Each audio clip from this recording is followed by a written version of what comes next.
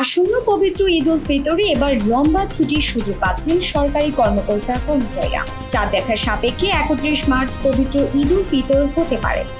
সম্ভাব্য এই হিসেবে 29 মার্চ থেকে শুরু হচ্ছে ঈদ উল ফিতরের টানা 5 দিনের ছুটি, যা নির্ধারণ করেছে জনপ্রশাসন মন্ত্রণালয়।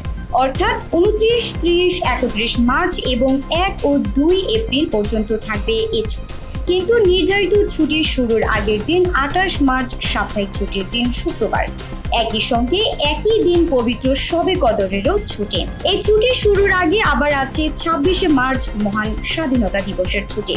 তারপর দিন 27 মার্চ বৃহস্পতিবার, এদিন অফিস খোলা থাকবে। অন্যদিকে ছুটি শেষে অফিস খুলবে আগামী 3 এপ্রিল বৃহস্পতিবার।